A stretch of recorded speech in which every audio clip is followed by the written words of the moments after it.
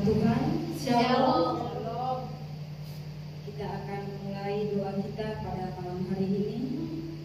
Sebelumnya saya mengajak Bapak Ibu, saudara-saudariku yang hadir pada saat ini untuk bangkit berdiri. Kita akan memuji Tuhan, kita katakan, nyanyikan nyanyian baru bagi Tuhan. Terima kasih.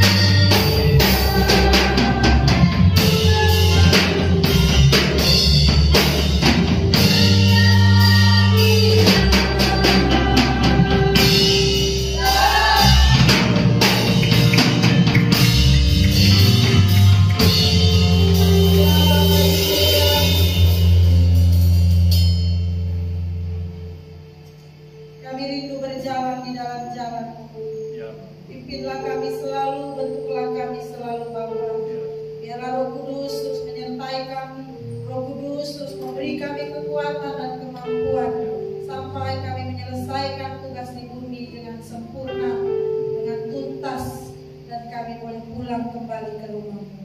Dalam nama Tuhan Yesus, hamba menyampaikan suara kebenaran. Mohon Tuhan pimpin, mohon Tuhan urapi dengan hikmat-Mu, dengan kuasa-Mu. Dalam nama Tuhan Yesus kami berdoa. Amin. Puji Tuhan. Shalom. Shalom. Ya.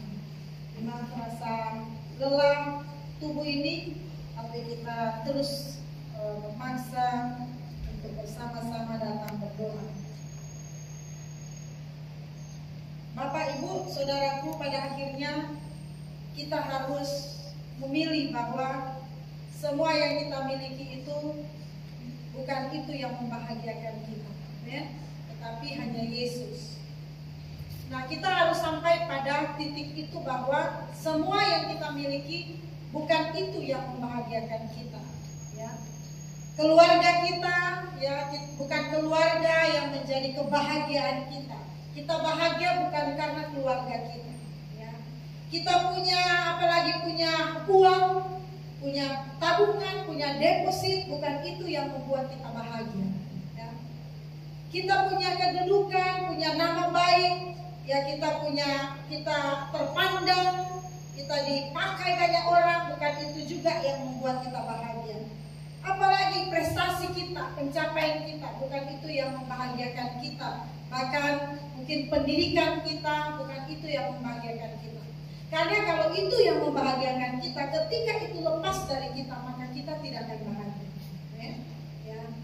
Ketika kita nggak punya uang, kita bisa nggak bahagia.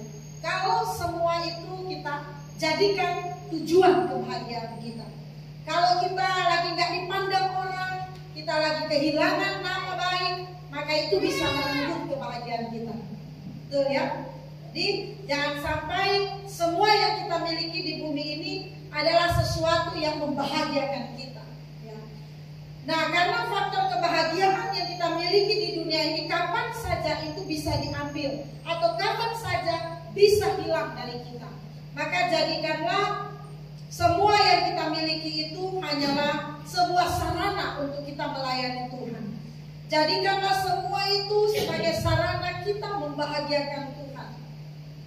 Karena kita harus tahu bahwa pada akhirnya semua akan berakhir. Amin. Semua akan berakhir. Prestasi, pencapaian, kedudukan, nama baik, harta, semua akan berakhir. Semua akan tidak ada di tangan kita.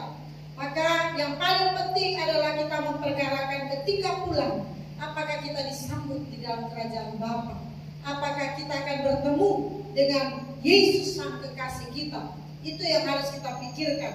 Jadi semua yang kita miliki, kita jadikan itu sarana untuk melakukan kehendak Bapa, sarana untuk memuliakan Bapa di surga, ya. Jadi kita harus menaruh bahwa apapun yang kita miliki di dunia itu tidak berharga, ya. Tidak berharga bukan berarti kita buang atau kita sia-siakan, tidak. Tetapi kita menjadikan bahwa hanya Tuhan Yesus yang menjadi harga yang paling tinggi dalam hidup kita, ya. Jangan dibalik.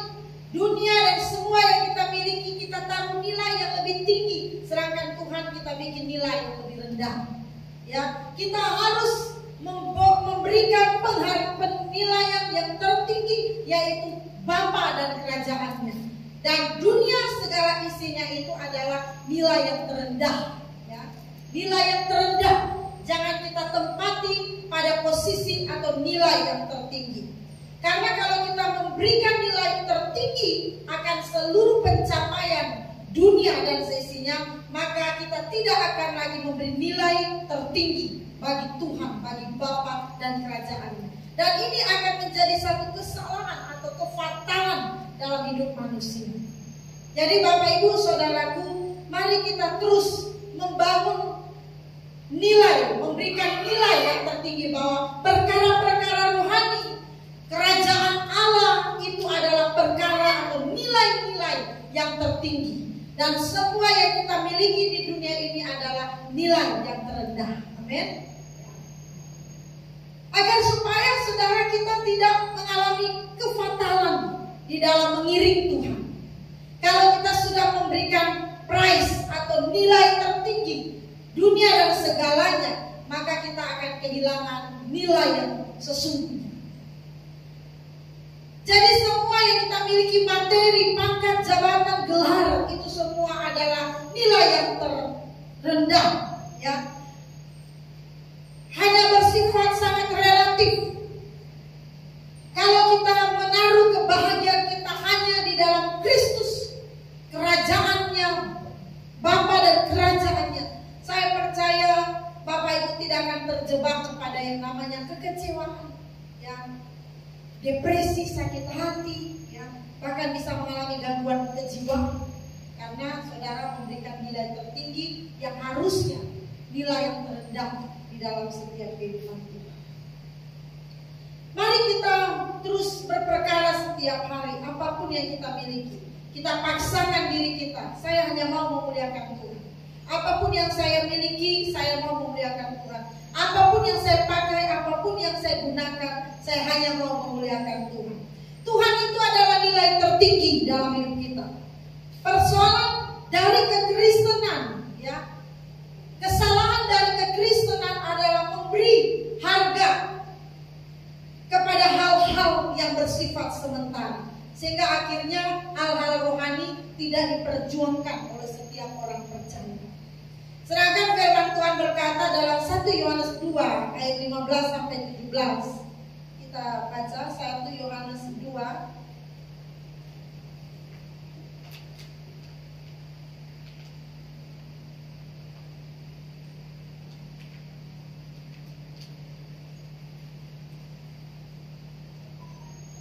Satu Yohanes 2 ayat 15 sampai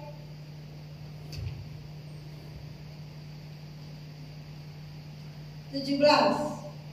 Janganlah kamu mengasihi dunia dan apa yang ada di dalamnya. Jikalau orang mengasihi dunia, maka kasih akan Bapa tidak ada di dalam orang itu. Sebab semua yang ada di dalam dunia, yaitu keinginan daging dan keinginan mata, serta keangkuhan hidup, bukanlah berasal dari Bapa, melainkan dari dunia.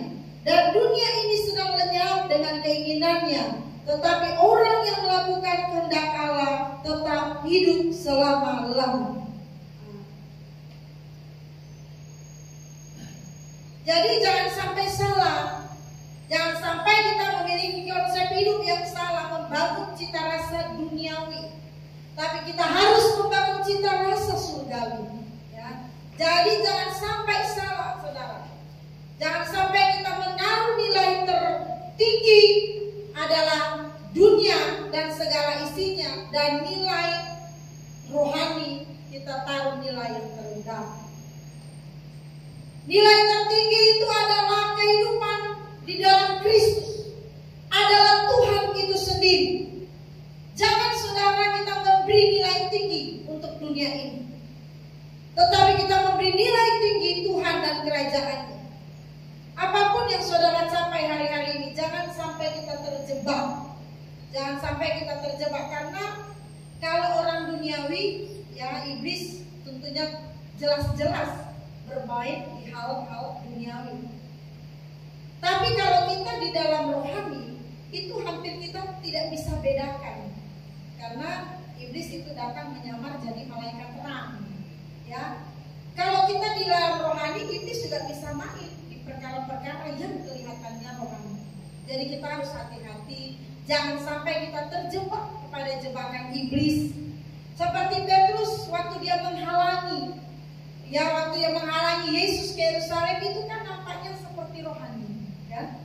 Sepertinya Petrus mau menjaga, membela kenyamanan atau nyawa daripada Yesus, tetapi Yesus berkata, "Nyala, oh iblis." Yesus tahu bahwa sebenarnya Petrus lagi kerasukan iblis, ya. Dia bukan sementara melakukan apa yang berkenan di hadapan Bapa. Nah, kita sebagai orang-orang percaya yang hari-hari melayani Tuhan, kita hari-hari ada di dalam gereja, jangan sampai kita terjebak kepada sesuatu yang kelihatan rohani, ya. Sekali lagi, di gereja ini hanyalah perkumpulan kita, tetapi untuk mengenakan pribadi Yesus Tidak hanya di dalam gereja, tetapi di setiap waktu kehidupan dimanapun saudara berada. Ya, jangan cuma di gereja kelihatan rohani. Nah, sehingga ketika diperhadapkan pada masalah, saudara jadi duniawi. Di gereja kelihatan rohani, tapi ketika ada masalah dalam keluarga, saudara jadi duniawi.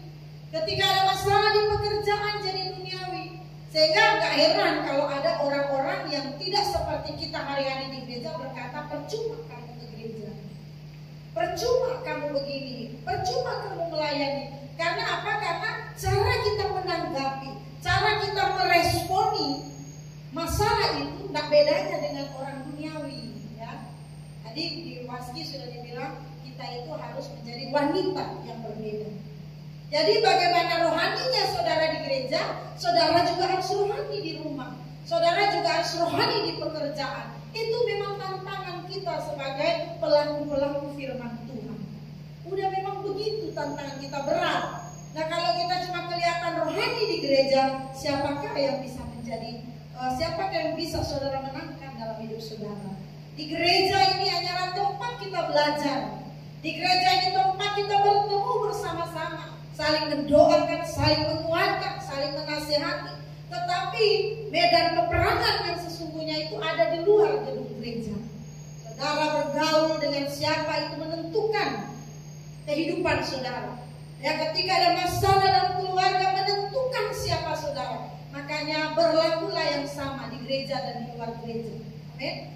Jangan di dalam gereja rohani, di luar gereja rohani. Nah, ini berbahaya.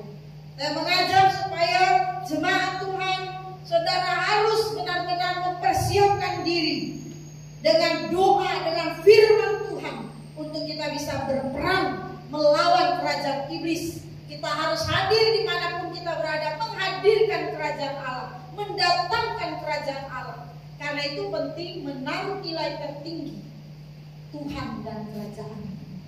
Kalau kita tidak menaruh Tuhan dan kerajaannya, nilai tertinggi atau nilai tertinggi tidak kita taruh Yesus atau Tuhan itu kehidupan kita yang tertinggi, maka kita akan menyia-nyiakan keselamatan, kita akan menyia-nyiakan sesuatu yang berharga. Kita harus ingat bahwa uang hamba yang baik tapi juga bisa menjadi tuan yang jahat. Jadi apapun yang kita miliki, janganlah itu membahagiakan kita. Ya, ibu-ibu, bapak-bapak, jangan nanti kelihatan bahagianya ketika baru gajian. Jangan kelihatan bahagianya ketika bisa bayar rumah. Jangan kelihatan bahagianya ketika bisa bayar kredit-kredit yang ada. Tetapi sekalipun apapun, saudara tetap bahagia. Amin? Iya, gitu. Aduh bu, iya, saya belum bayar sekolah anak. Tapi kok ibu tenang-tenang aja ya. Itu biasa kita alami. Amin? Ya. Jangan sampai kelihatan seperti itu. Aduh, kalau ada bisa bayar penuh saya senang. Kan itu alami ya, alami respon terjadi ya. Oh puji Tuhan saya bisa bayar ini bayar itu. Oh puji Tuhan saya bisa dapat pekerjaan. Oh puji Tuhan respon. Itu adalah sebuah respon otomatis terjadi. Ya. Karena memang alamiahnya manusia, pada intinya orang pada umumnya dibahagiakan oleh hal-hal itu semua. Tetapi marilah kita memberikan diri kita, menjadikan hidup kita bahagia karena Tuhan. Amin. Kita bahagia karena Tuhan. Sehingga apapun yang terjadi, ada uang, gak ada uang, kita tetap mengalami namanya kebahagiaan di dalam Tuhan. Orang yang bahagia akan dapat merasakan kehadiran Tuhan. Dimanapun saudara berada, saudara merasakan kebahagiaan Tuhan. Aduh saya bahagia. Mau apapun yang terjadi. Ya, jadikan materi, makanya kalau saudara punya materi itu sarana untuk melayani Tuhan. Ya, kalau ada uang, ya, jangan saudara, saya mau mengajar jemaat begini, sedikit pun yang saudara punya, belajar berbagi, sedikit pun, jangan tunggu banyak, nggak akan banyak. Saya selalu kalau dalam pelayanan keluarga yang saya selalu bilang begini. Coba pikirkan, ketika kamu memberi, ada nggak sesuatu yang bisa kamu beri? Ada.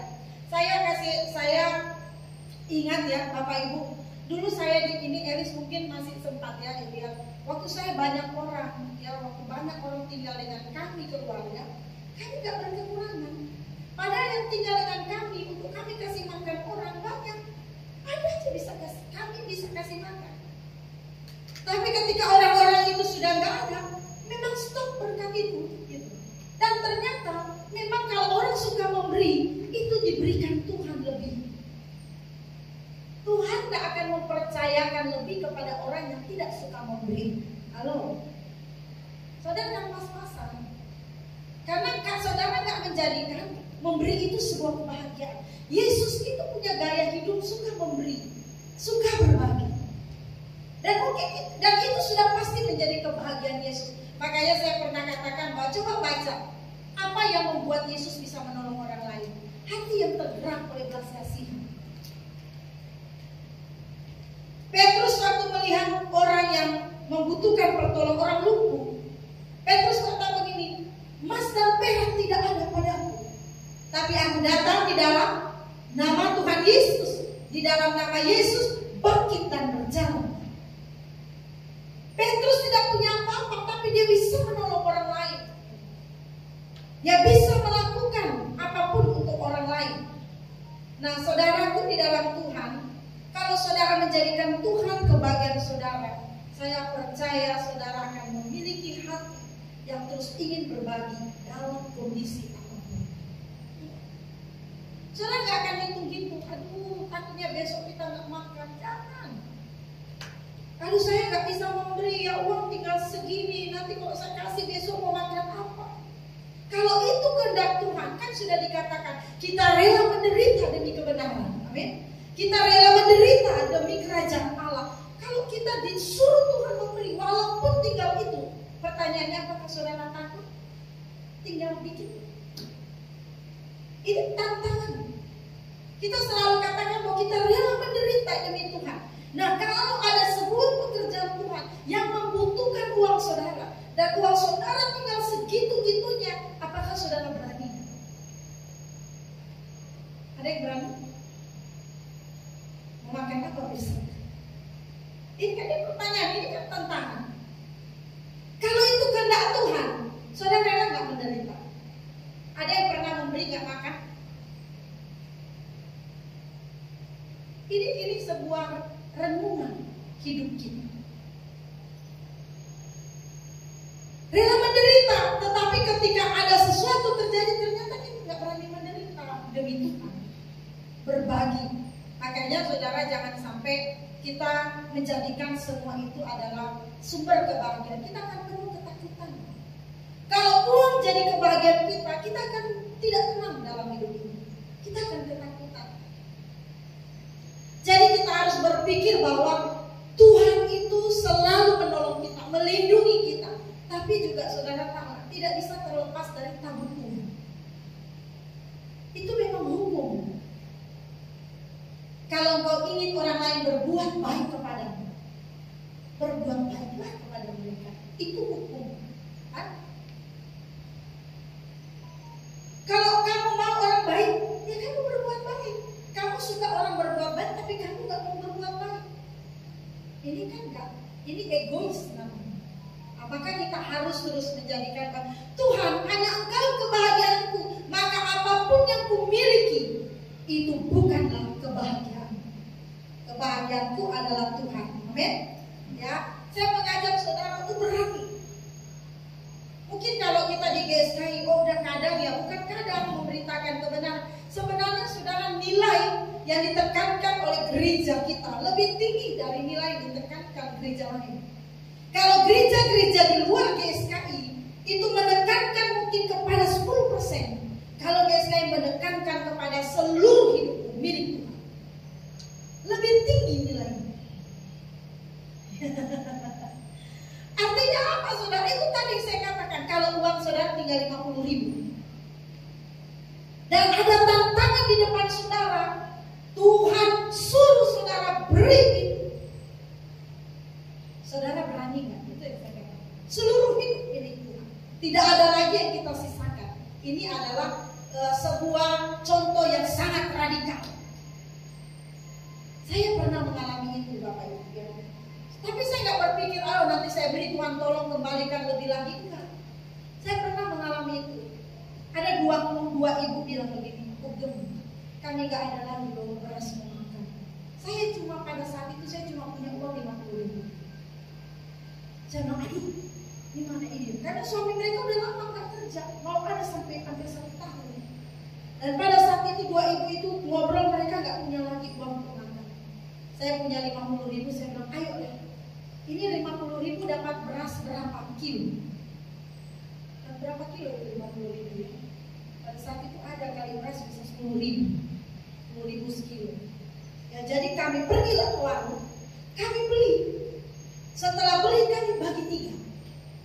Saya nggak tahu dapat berapa kami 3 itu, kami bagi 3 beras itu. Jadi kami bisa makan. Artinya sama-sama suka, sama-sama dalam duka. Ya, jadi kami bisa. Tapi ternyata saudara, Tuhan memelihara hidup saya nggak sampai di situ. Orang yang menaruh belas kasihan itu di mana Ansel akan berhutang di Tuhan. Saya nggak tahu bahasa aslinya, tapi kalau kita menolong orang lemah, saudara tahu nggak? Kita juga akan ditolong Tuhan. Tuhan nggak akan biarkan kita. Saudara. Itu yang saya bilang, kalau kita berani menderita untuk Tuhan, ternyata Tuhan nggak sampai biarkan saya menderita. Ini harus menjadi keberanian buat saudara bahwa saya percaya kepada Tuhan dan saya percaya Tuhan itu kebahagiaanku, apapun aku rela lakukan demi Tuhan.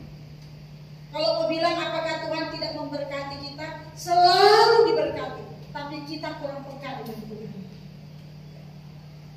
Tuhan itu kalau memberkati, dia punya cara-cara yang unik, punya cara-cara yang unik. Ada satu kisah di kota Manado. Seorang ibu merantau di Manado, dia jatuh miskin di Manado. Sampai katanya, ini menurut cerita, dia tinggal makan nasi basi. Dan dia susah banget. Sampai susah banget. Nah satu kali, ini cerita dari ibu ini waktu itu berjemaat dengan kami di kota Manado. Dia itu cuma punya keluarga, 1 keluarga. Dia merantau dari luar Jawa datang. Dan dia nggak tahu mau kemana. Tiba-tiba pada saat dia nggak punya makanan, anaknya jatuh sakit. Panas, demamnya tinggi sekali. Dan pada saat itu ibu itu tidak tahu harus kemana, karena keluarganya itu termasuk yang tidak punya belas kasihan. Bayangkan dia tinggal makan nasi basi.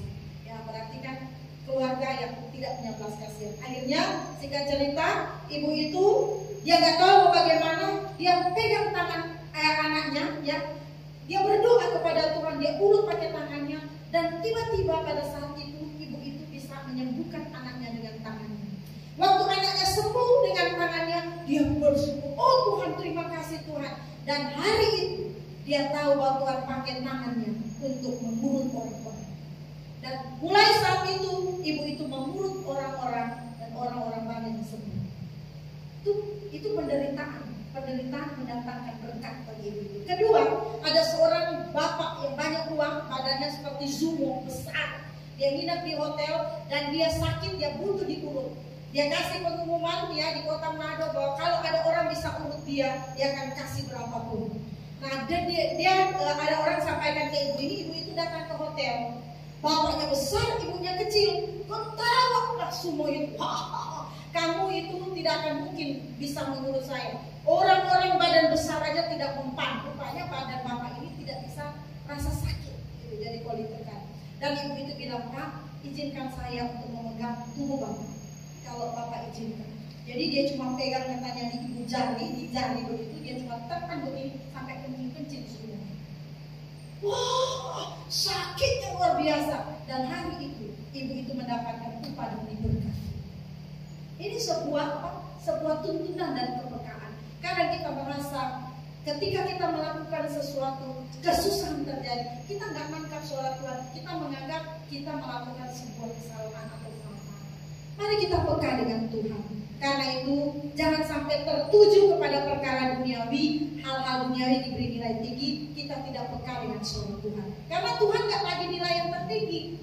Kalau kita memberi Tuhan nilai tertinggi, saudara akan mengalami kepekaan, kebahagiaan, berkatnya besar.